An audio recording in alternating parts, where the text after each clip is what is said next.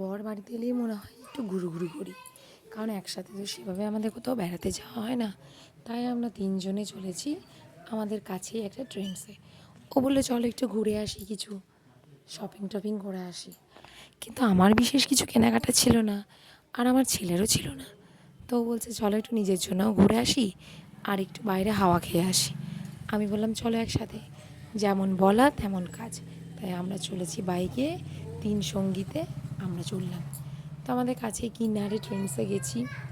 আর ট্রেন্ডসে যাওয়া মাত্র শুরু হয়েছে আমার ছেলের উৎপাত। ওকে যেখানেই নিয়ে যায় ছোটাছুটি দৌড়াদৌড়ি, মানে ভীষণ আনন্দ পায়।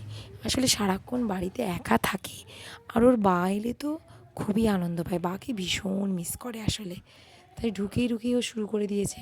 প্রথমে একটু ধীরে সুস্থে আয়নাতে নিজেকে দেখলেও পরে কিন্তু ধীরে সুস্থে একদমই ছিল না, পুরো একদম মল মাতিয়ে রেখে দিয়েছে পুরো। আর ওর পেছন পেছন সবাইকে ছুটতে হয়, কারণ এই পড়ে যাচ্ছে এই পড়ে যাচ্ছে। দিনটা আশা করি আমাদের ভীষণই ভালো কাটলো একসাথে সব।